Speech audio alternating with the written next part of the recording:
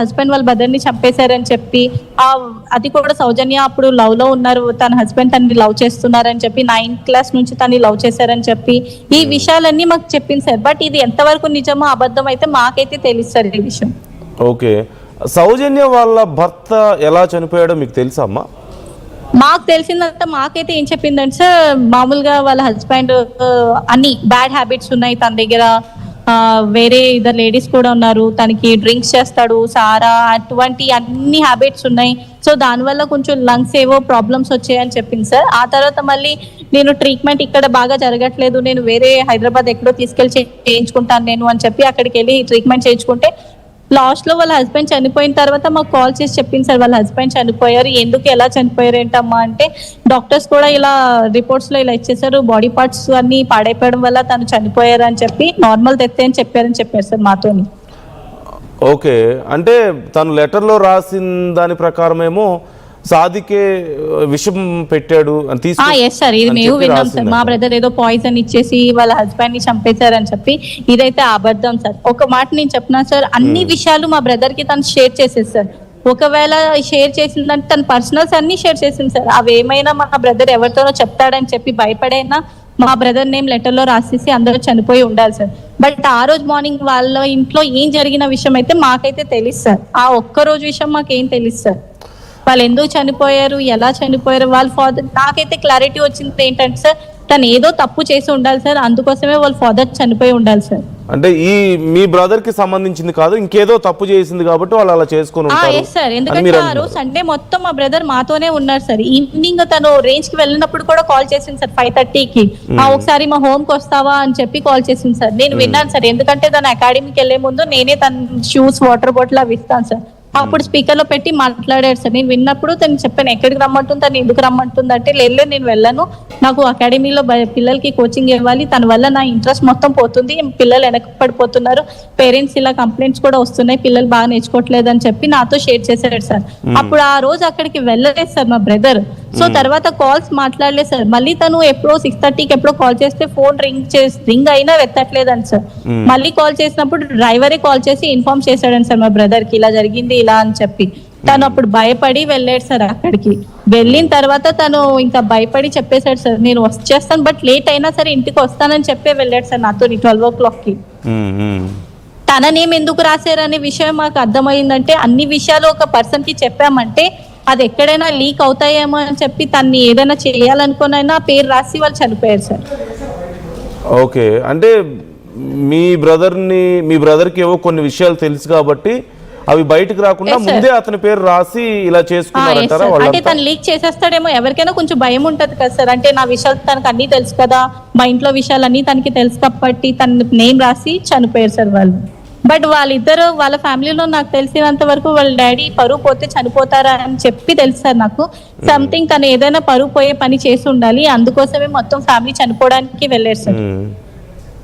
So అక్కడ స్థానికంగా కొంతమంది నాయకులు కూడా, రాజకీయ నాయకులు, ఎంపీలు, ఎమ్మెల్యేలు కూడా ఈ విషయంలో మాట్లాడుతున్నారు. ఒకసారి వాళ్ళు ఏమంటున్నారు చూద్దాం, దాని గురించి కూడా మాట్లాడదాం ఒకసారి. పీసీఆర్. Okay sir.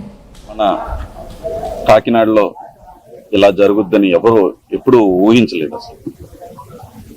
సాదిక్ అనే ఒక వ్యక్తి, కనిపిస్తున్న ఈ చిన్న పిల్లోడు రియాన్ష్, వాళ్ళ తండ్రి జగదీష్ రెడ్డి, అలాగే వాళ్ళ మదర్ మన గవర్నమెంట్ ఎంప్లాయీ అయిన నూకరాజు గారు, వాళ్ళ భార్య అంటే వీళ్ళ తాత, అమ్మమ్మ, నలుగురి చావుకి కారణమయ్యాడు. వీళ్ళ డాడీనైతే వాళ్ళ మదర్ చనిపోయే ముందు రాసిన లేఖలో స్వయంగా చెప్పారు, ముంబై నుంచి, కెనడా నుంచి కెమికల్స్ తెప్పించి ఆయన ఫుడ్ లో కలపటం, ప్రోటీన్ షేక్స్ లో కలపటం, ఇట్లా కలిపి ఆ అబ్బాయిని ఎప్పుడు హెల్దీగా ఉండే అబ్బాయి, వ్యాపారం చేసుకుని కుటుంబాన్ని చక్కగా చూసుకునే ఒక అబ్బాయి, ఎంతో ఆప్యాయతగా పిల్లోడి మీద ప్రేమతో ఉండే ఒక తండ్రి కిరాతకంగా చంపేశాడు. దాంతో పాటు ఆ అమ్మాయిని, వీళ్ళ తల్లిని చిత్రహింసలు పెడుతూ, ప్రతిరోజు కొడుతూ, అంటే చనిపోయి అక్కడ హాస్పిటల్ అడ్మిట్ చేసినప్పుడు కూడా అక్కడికి కూడా వెళ్ళిపోయి మిడ్ నైట్ ప్రోటీన్ షేక్ లో ఈ కలిపిచ్చారని స్వయానా ఈ అబ్బాయే చెప్తున్నారు. అలాగా అతన్ని చంపే వరకు కూడా వదిలిపెట్టకుండా చంపేసి, తర్వాత ఈ అమ్మాయిని అన్ని విధాలుగా వేధించాడు.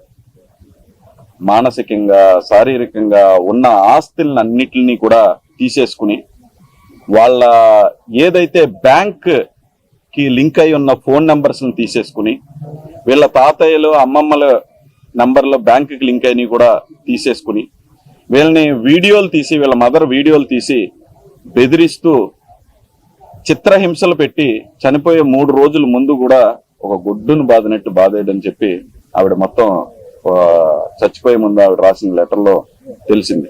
మన కాకినాడలో సాదిక్ పదే పదే బెదిరించేటప్పుడు, జగదీశ్వర్ రెడ్డిని బెదిరించేటప్పుడు కానీ, సౌజన్యను బెదిరించేటప్పుడు కానీ, భాస్కర్ రెడ్డి గారిని బెదిరించేటప్పుడు కానీ, నూకరాజు గారిని బెదిరించేటప్పుడు కానీ, ప్రతి సమయంలో కూడా నాకు ఎస్పీ గారు తెలుసు, నాకు పోలీస్ డిపార్ట్మెంట్ లో ఎస్పీ గారి దగ్గర పనిచేసేటటువంటి 2 పోలీసులు నాకు సహకరిస్తున్నారు, నేను వాళ్ళ సహకారంతో మీ మీద దొంగ కేసులు పెడతాను, మీ కేసులకు దానికి సంబంధించినటువంటి ఆధారాలను కూడా నేను క్రియేట్ చేస్తానని పదే పదే బెదిరించినట్లుగా కూడా ఆయన సమాచారం ఇస్తా ఉన్నారు.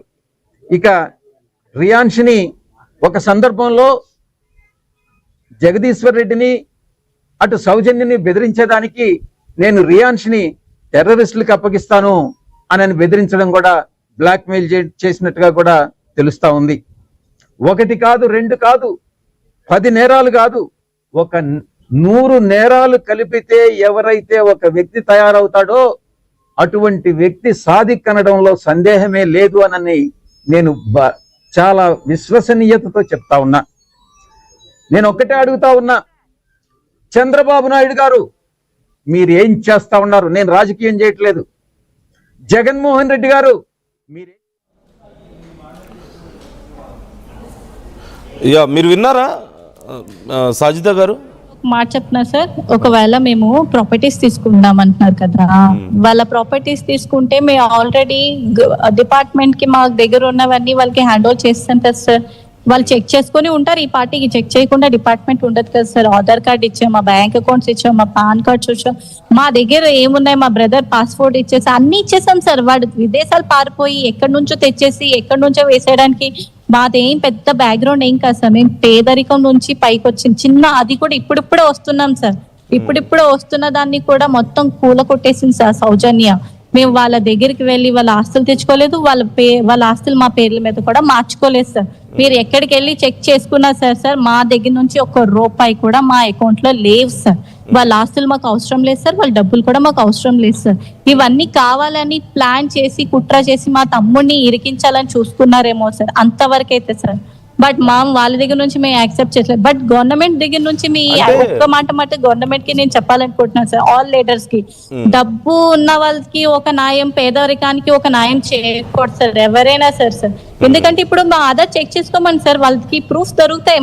మా పేర్ల మీద ఏం లేని ప్రూఫ్ లేకుండా ఎలా మాట్లాడతారు సార్? ఆల్రెడీ ఇచ్చాం కదా సార్. అన్ని ఇచ్చినప్పుడు వాళ్ళు మా ఆధార్ కార్డ్ ని, మా అకౌంట్స్ ని అన్నిటిని ట్రాప్ చేసి చూసుకున్నారు సార్. మా కాల్స్ రికార్డ్స్ అన్ని చెక్ చేసుకున్నారు సార్. ఎక్కడ ప్రూఫ్ లేకుండానే మా మీద ఎందుకు నిందలేస్తున్నారు సార్? అంటే మేము పేదరికంలో ఉన్నామని చెప్పి సార్. గవర్నమెంట్ కి మేము ఓట్లు వేస్తున్నాం సార్, ప్రజలు వేస్తున్నాం ఓట్లు. మేము పేదవాళ్ళు వేస్తున్నారు, డబ్బున్న వాళ్ళు వేస్తున్నాం, ప్రతి ఒక్కరు ఓటేస్తున్నాం సార్, ప్రతి గవర్నమెంట్ కి ఓటేస్తున్నాం సార్. ఎందుకు వేస్తున్నాం సార్? మాకు న్యాయం చేయాలని చెప్పే కదా వేస్తున్నాం సార్. మేము ఇక్కడ మాట్లాడుతుంది కూడా నాయకులే కదమ్మా, ఒక ఎంపీ స్థాయిలో ఉన్న వాళ్ళు, ఎమ్మెల్యే స్థాయిలో ఉన్న వాళ్ళు, అధికారులు అందరూ. ఎందుకంటే అందరూ ఇలాగే మాట్లాడుతున్నారు కదా. ఏం జరగట్లేదు మాకు అర్థం అవ్వట్లేదు సార్ ఇక్కడ. నమస్తే సార్, నేను అలా కాదు సార్, టెర్రరిస్టులకి అప్పచెప్పేస్తారనేసి వాళ్ళ బాబుని ఎందుకంటారు సార్? మన ఆంధ్ర వాళ్ళు టెర్రరిస్టులు ఏంటి అసలు? ఈ మాట కరెక్ట్ కాదు సార్. అసలు టెర్రరిస్టులకి అప్పచెప్పేస్తారని మా అబ్బాయి అంటే వాళ్ళ మదరు వాళ్ళ తాతయ్య అందరూ ఒప్పుకుంటారా? అని టెర్రరిస్టులు ఏంటండి? చిన్నప్పటి నుంచి ఇక్కడ మా 3 తరాల నుంచి ఇక్కడ పుట్టి పెరిగిన వాళ్ళు ఏంటి? ఇది అబద్ధం సార్, ఇది రాంగ్ సార్. ఒకవేళ మా బ్రదర్ ముందు నుంచే టార్చర్ చేస్తుంటే వాళ్ళు ఎప్పుడో కంప్లైంట్ చేయాలి కదా సార్. ఈ అబ్బాయి ముందు నుంచి ఏడిపిస్తున్నాడు, వేధిస్తున్నాడు, మా అమ్మాయిని హింసిస్తున్నాడు, మా మనవుడిని ఇలా చేస్తున్నాడు అని చెప్పి ముందే కంప్లైంట్ చేసి ఉండాలి కదా సార్. చనిపోయి ముందు లెటర్ రాసి, పేరు రాసి, చనిపోయి మా మీద తోసేసి ఇప్పుడు కంప్లైంట్ చేస్తానంటే ఏ లాభం సార్? ముందు చేయాలి. ఒకవేళ నిజంగా వాడు చేసి